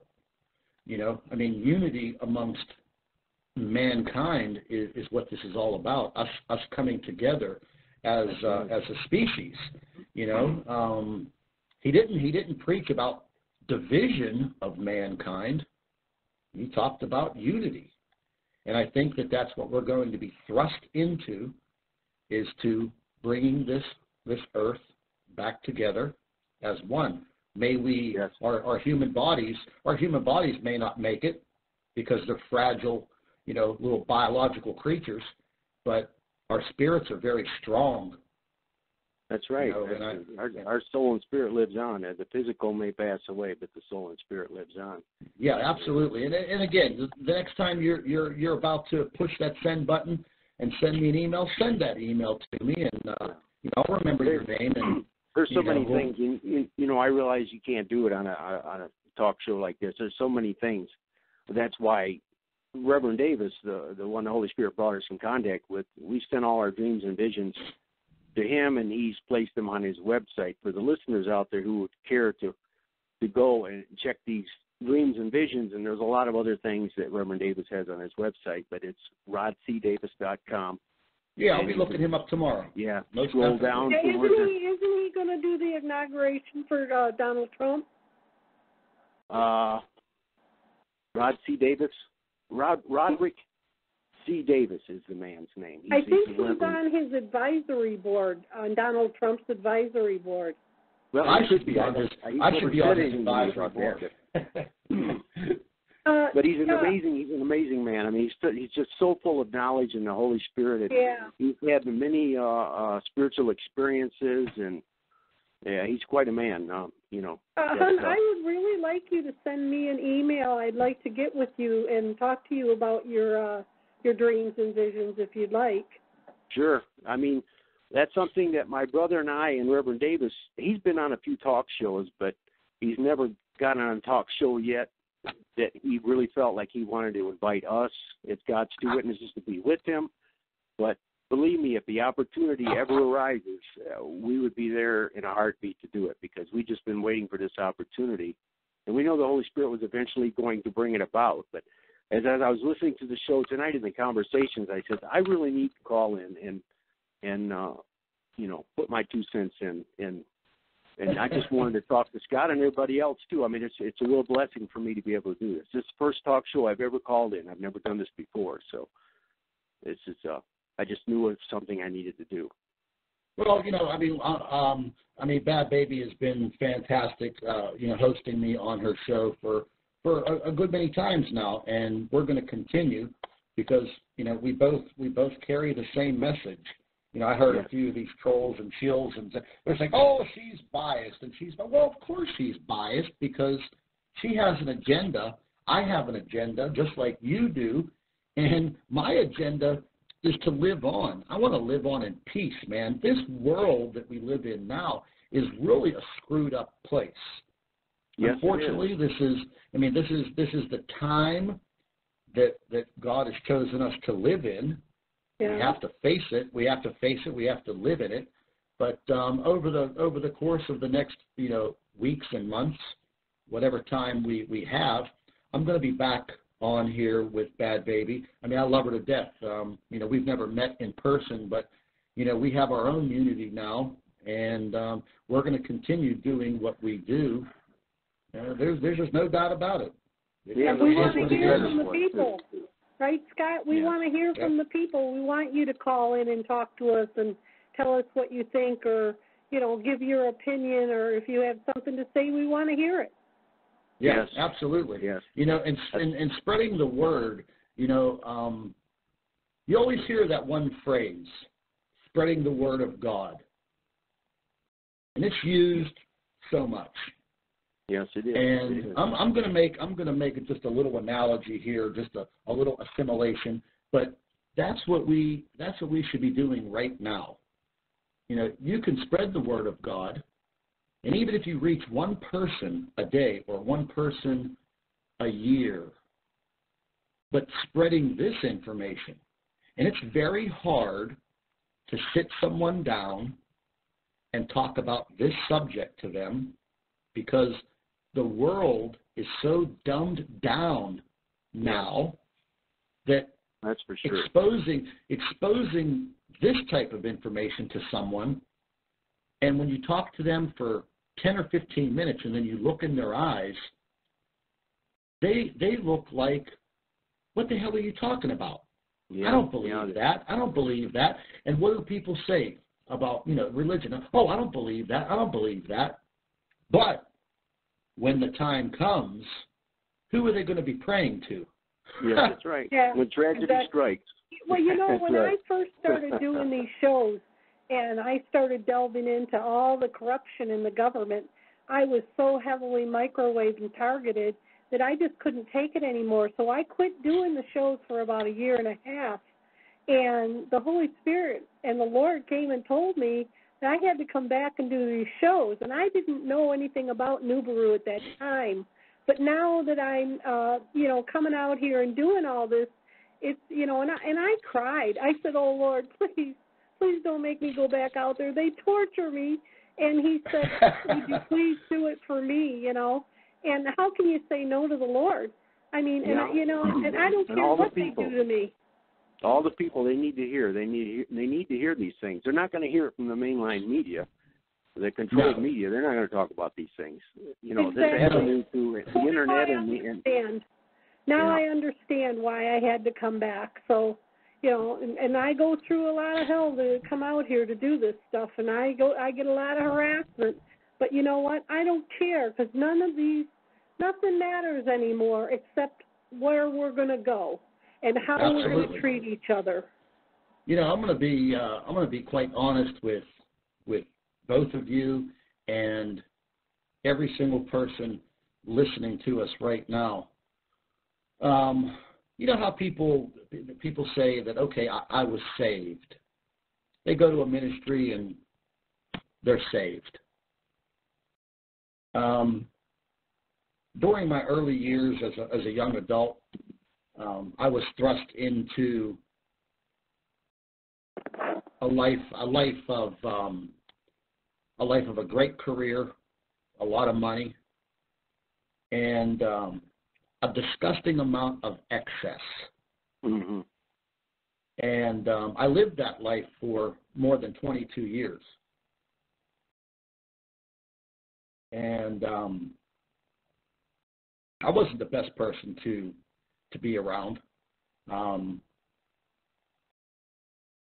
wasn't the best person at all. And I broke every rule in the book. Number one, my job was, in international advertising and marketing. So I basically was out there and as this super salesman and working for my father's company and living in excess. And I'm talking like, very high level. Fast cars, fast boats, fast women, drugs, alcohol, the whole 9 yards. Everything in excess. My clothes, where I live, whatever. And in 2005, I retired from all of it, threw it all away, and just went back to living life as just a common individual, no super duper celebrity type life that I was living before. And once again, like I've said, I do not have to bring any of this into my life. But there came that point. Now, I'm not saying the Holy Spirit came down to me or God himself or Jesus came to me and said, this is what you have to do. But there was this internal light that just clicked on. I know. And it said, okay, everything that you've done over the past 25 years, it's now time for reconciliation. And you have the knowledge, you have the gift, people will listen to you. They've been listening to you for the past 22 years. You chose to take those abilities and make millions and millions and millions of dollars for people and corporations all over the world, so you know that people will listen to you. Yeah. So is this my reconciliation? Well, you're damn right it is. Am I doing it just for that fact? No, I am not. So everybody can turn over a new leaf, and that's what I've done. And I know I have. Yes, it happened to me too. Yeah, so that's where I'm at. Okay. That's where I'm at in this stage. Okay, you guys. Honey, I'm going to put my email up in the chat, and we have other callers, so we're going to move on. thank you so much for having the courage to call in. And when we're back out here, feel free to call back and talk to us again, honey. I will do that, and thank you for the time. God bless you all. Hey, thank you. Thank you. Bye-bye. Bye-bye. My email is up in the chat, so send me out an email. Okay, let's move on. Welcome to the call, Guest 101. Do you have a question or a comment for Scott? Hi. Hello. How you doing? Yeah, so you're saying that, what is it? Let me think. Nibiru, Planet X. Yeah, so it's not really a planet, it's a dwarf star, isn't it? Well, I mean, the dwarf star, I mean, in the theories that have been out there for quite some time, the theory is that the brown dwarf star, as they named it Nemesis, is the center of this small solar system. And I was just actually doing more research on these brown dwarfs over the last couple of days. And I think there's been over 2,000 of them that have been discovered by, astronomers and space agencies.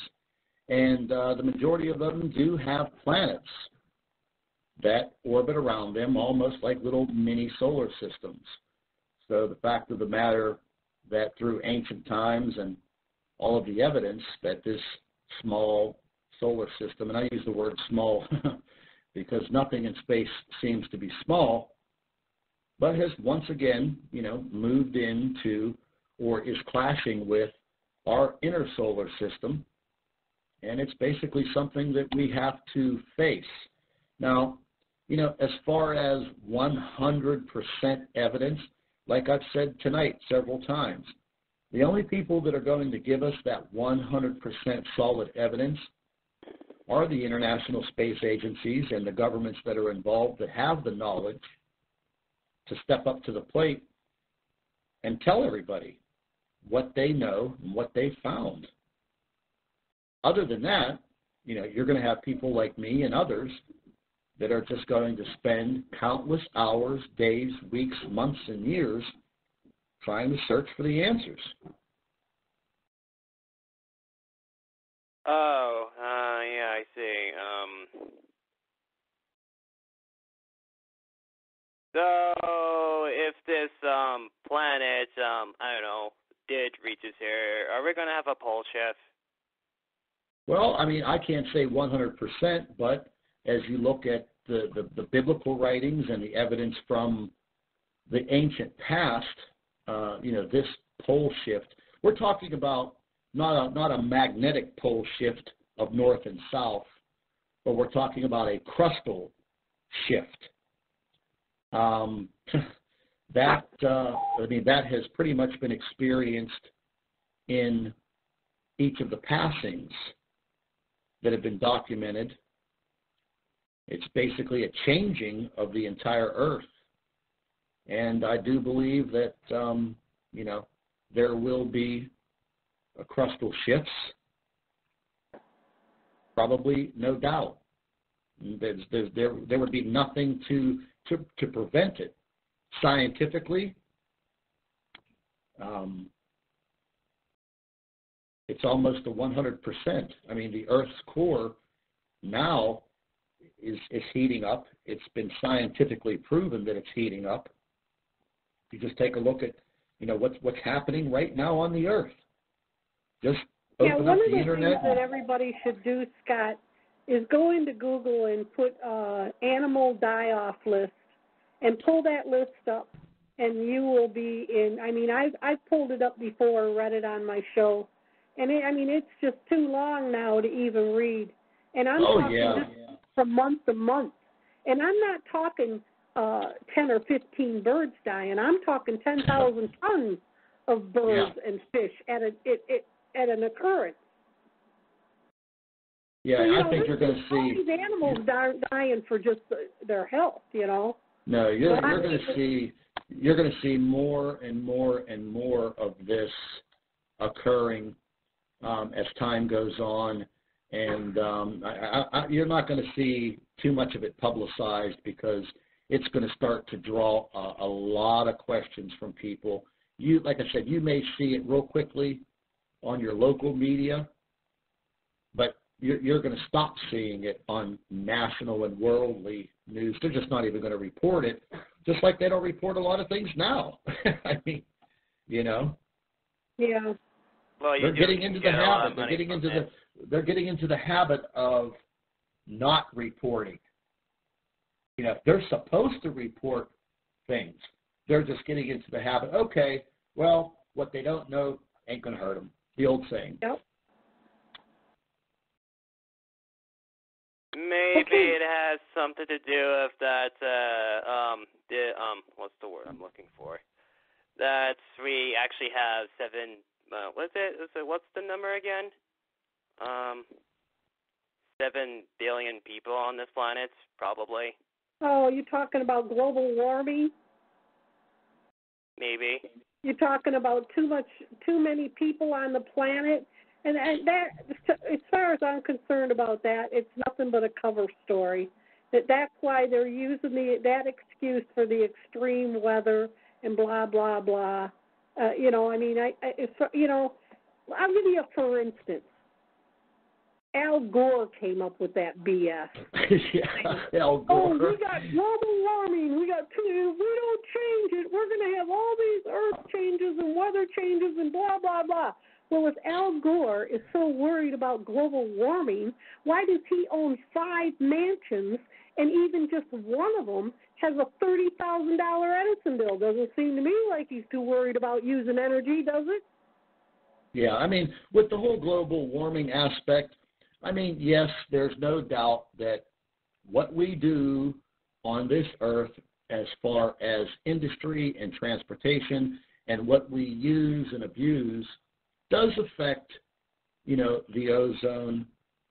But I don't think that mankind is going to heat the earth up from the inside. Yeah. You know, okay, Guest 101, we're going to have to move on, but thank you so much for calling in.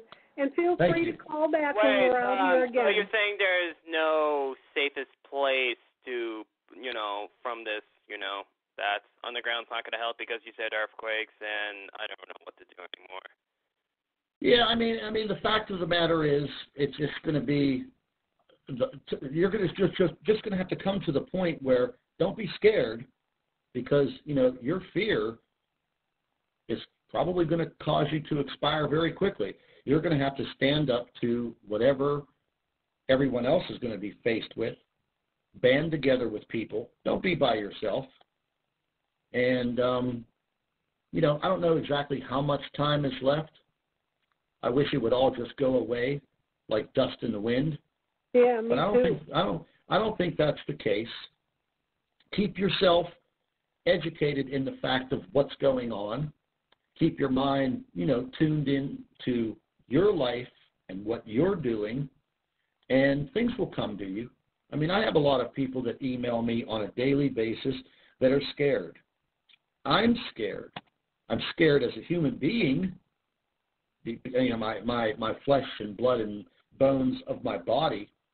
But as far as my mind goes, that's one part of me that's not scared, because in reality, I guess I'm really ready to stand up and face whatever's here. And yeah, when I see it, of course, I'll probably crap my pants like everybody else. Exactly.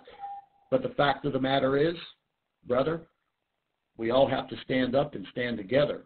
If not, it's going to be even a rougher road. So enjoy.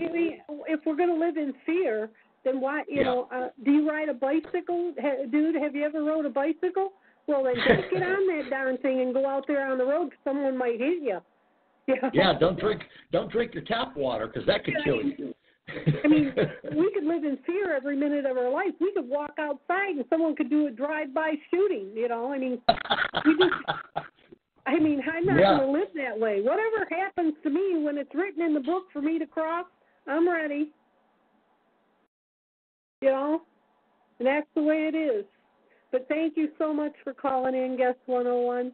Like I said, we're going to be back out here again. Feel free to call back in again if you have any questions or comments. Yeah, all right. And one more question. This is the final one. Okay.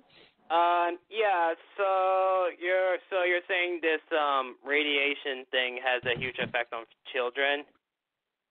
Oh yes, absolutely. That's scientific fact. You can look that up on the internet. Just Google it or whatever browser you use.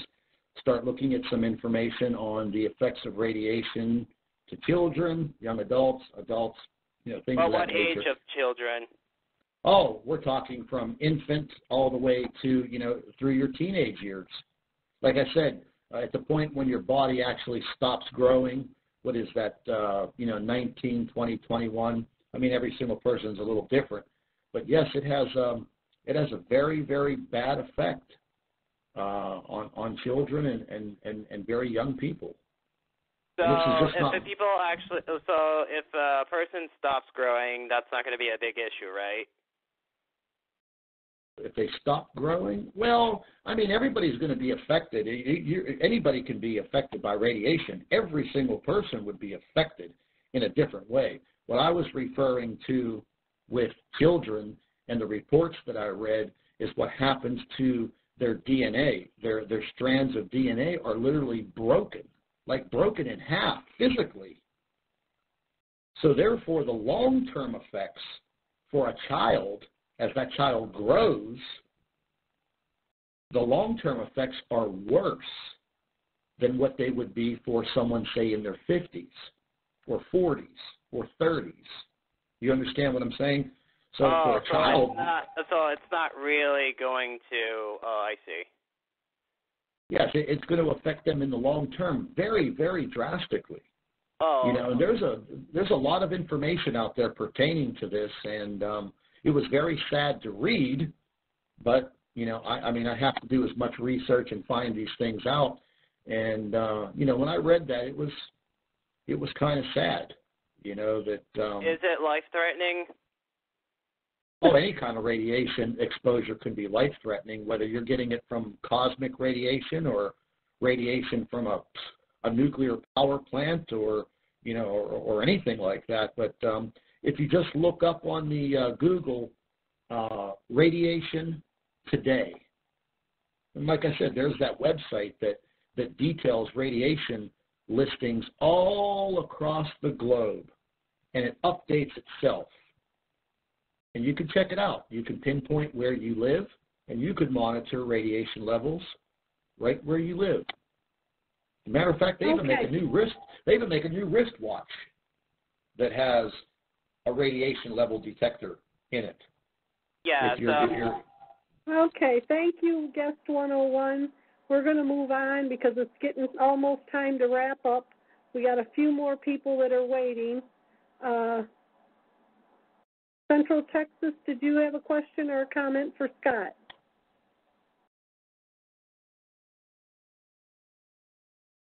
Okay. I think we might have lost Central Texas. Okay. Southwest Michigan, did you have a question or a comment for Scott? Okay, I'm going to move on, and we have one more. Arizona, you have a comment or a question for Scott? Yes. The last caller in talking about the children brought up a question in my mind. Will there be mutations of human beings, do you think?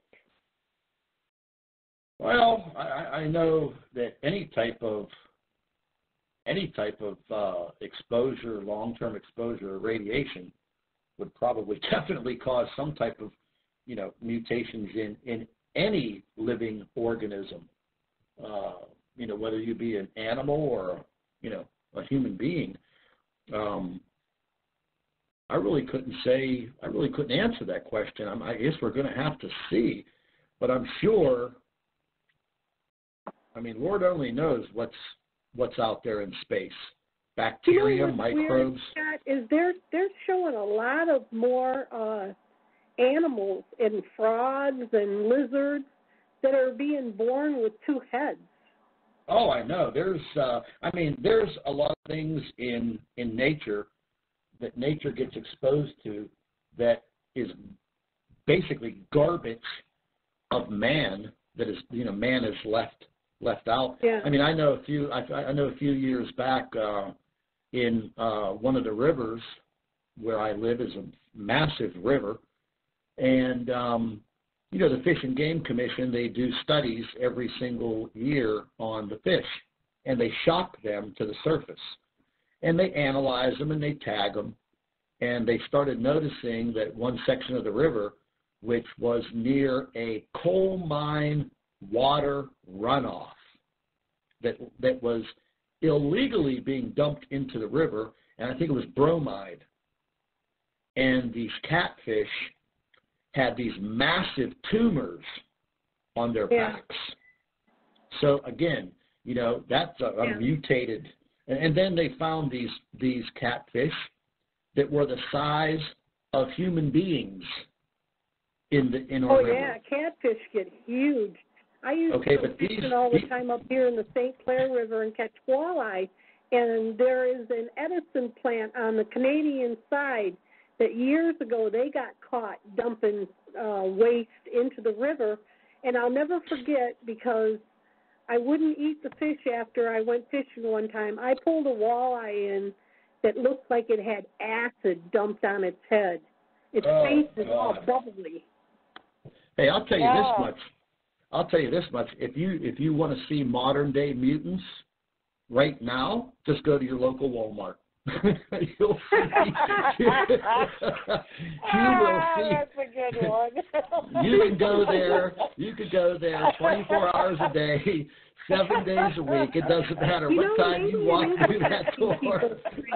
Because I did see a lady on a video that pulled her pants down and peed in the beer cooler at Walmart. Oh my Lord! Yeah, that's the best place to find modern day mutants is Walmart. You'll find them there. But I'd have a hard time answering your question, because I think that's something that's a little too much in foresight for me. I hope to God that doesn't happen.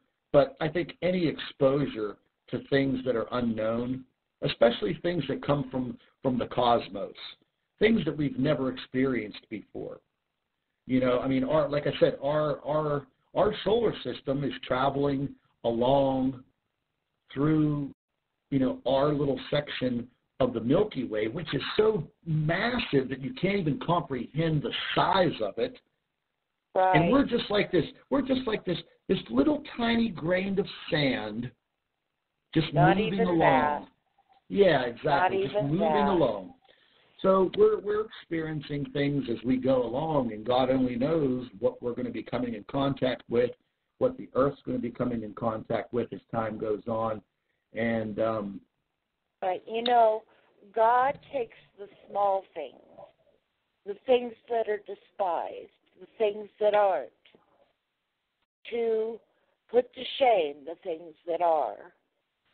So this little blue planet, I don't know if it's blue anymore, because they won't show us pictures of the Earth as it is now, from space. But that is true. I'm sure there are some very yellow spots on us now, especially with Fukushima and everything that has happened on this Earth. But that's another thing that you brought up, Fukushima. People don't realize that when this happens, we aren't going to have electricity, and all these nuclear plants are going to melt down. So, it might just be a blessing that you don't survive it, because if you do, you're going to have to go through the radiation meltdown, and people are going to suffer in that. So, I really don't want to survive it. It talks in the Bible about men will be grasping their stomachs in total agony, and that's radiation poisoning. Yeah, that's one exactly. of the symptoms of radiation poisoning is internal just terrible internal pain in the gastric area. Yeah, that's what I had. That's what I had going on. If you listened to me a little bit ago, and I was explaining what was happening to me the day after Christmas, it was 67 degrees. 67 degrees where I lived. The sun was shining. It was like a spring day. The sun was burning my skin. At the end of December. I mean, I live outside of the city of Pittsburgh, Pennsylvania. And it's wintertime, not springtime. And I went through that almost a 72-hour period of I felt like somebody beat me with a baseball bat, but I wasn't sick. Right. But I couldn't get off of the sofa. I slept for, I think, 28 hours straight. I had a terrible bout of intestinal problems just the morning of the 26th. It was awful. And then, on the 25th, it was chilly. 26th, it was bright sunshine. We got into the 70s. Wow. Yeah, it got guys, into the 70s here. We're really running over time today. Okay. Well, I just want to thank you guys. I really, what Chris said, I really appreciate your being on the air. I know what it takes. Well, I don't know. Actually, I really don't know. I'm a target too, and I've been through some real hard times.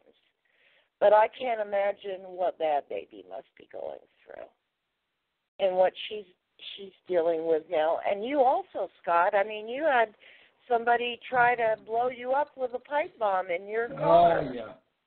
Yeah, I get that abused. is, oh, my gosh. Yeah, I get abused. I get abused every single day. I get the death threats by email. If you've ever been in the comment section of any of my videos, you see all the trash talking that these idiots do. But I'm pretty thick-skinned. We're getting abused in the chat tonight also. I'm trying to keep an eye on it and mute them, but they just log out and log back in, with their the thing they don't understand about that is when they come in and they do all this nasty, evil talk, all they're doing is bringing that negative energy right back to themselves. That's right. It doesn't upset me. It makes me feel bad for them. Right. Well, that is persecution. And we are going to be, as one of the gentlemen who called in said, Satan knows what each and every one of us, what our future is going to be and what we're going to do. And so he's going to persecute us more, and through the persecution, we're going to learn the fruit of the Spirit, patience. And that is so important. And long-suffering, and humility, and faith, faithfulness, and eventually love. And we can even love them. Even though they're evil and they're doing all these evil things, we can have compassion for them because we know what their end will be. No, and they're going to come up short. It's not going to be anything nice. They're going to come up short. Yeah. Okay, Arizona, thank you so much for joining us. We appreciate you calling in. Feel free when we're back out here to call in and talk with us again. Guest 171 says, thank you, Scott and Bad Baby. We thank you all in the chat for joining us. And I thank you, Scott, for coming out and spending time and talking to the people. Yeah, no problem. I enjoy each and every time that we're here. And, I think this, the new format that's being developed, between me and you and the listeners is working very, very well. It's allowing others to create and have that voice to get some things off their chest, to get some questions answered, if possible. But just knowing that you have a voice and that you have people out there that will listen to you. The thing is, Scott, people want to be able to be comforted and get some answers to what they are afraid of. And I think that when we come out here and we do these call-in shows, we give them a chance to realize that, it's not the end, it's the beginning. That is true, and that's the way that I look at it. I definitely don't. You never hear me say that it's going to be the end of the world. That's just. There are some people out there that do say that type of thing, but I don't think it will be the end of the world. Hey, it might be the end of my human life, but it's not going to be the end of my world. Well, I've done a lot of shows about near-death experiences, and people say that it's just like taking your clothes off and stepping out of your body. So, I don't think it's anything to worry about as long as you know where you're going. And that's what I would say is, like the Arizona said, get your spiritual life in order. And if you don't have a belief, then maybe you should try to find a belief. Because I find that here's what got me, that whenever you are trying to search for that faith or that insight, and I want everybody to listen very, very closely, because as I just said a little while ago, that I lived a very excessive life, attached to very expensive things. Whenever you're able to let go of materialistic things, then your insight becomes much more clear. So do you understand what I'm saying? So if you throw away, you get so attached to material life that you just lose all perception of the real deal. So once you forget about, I'm going to miss my fancy car, I'm going to miss my family members, I'm going to miss my house, my money, my this, my that. When you forget about all of that, because it's irrelevant, it's just completely irrelevant. If there's an EMP, Scott, how are you going to get your money out of the bank? Your money ain't going to make any difference anyways. Exactly, but what I'm saying is that's where people kind of, if you could, if you could make that distinction and get rid of the attachment to material life, then you don't have to worry about what happens to your human body. Exactly. Because you can't kill your soul. You cannot kill your aura and your spirit. That will live forever, because you know why? It's energy that God created, and that's all that we are. We're little balls of energy in an energetic galaxy and universe and in his house. And that's what we are. If you want to take a paranormal stance to it, I've been investigating paranormal activity for more than 25 years. I have my own paranormal group. And that is what they are, little balls of energy. That's what you will go back to, your little energetic state. So once you lose the materialistic crap and you understand that that's what you really are, that's what you really are. You're that little ball of energy in a vast ocean of even more energy. So there is nothing to fear. I don't care if that planet drops on top of the Earth. It would be scary, but your human brain is what would be scared, not your spiritual side, not your energy's not going to be scared, because you can't destroy energy. Ask any scientist, ask any physicist, ask any astrophysicist. You cannot destroy energy. It makes up everything. It's just a fact. Yeah. All right. Well, you have a safe and happy New Year's, and we will be back out here in a few weeks, folks, and Scott will post it up on his site, and I will post it up on mine, and, we'll book another show, and we'll do another call-in because I think that it's good for us, and it's also good for you. Yep, absolutely. Sounds good to me, and you have a very happy New Year, and I'll be speaking to you soon, and everybody else have a happy New Year, and God bless. God bless you, too.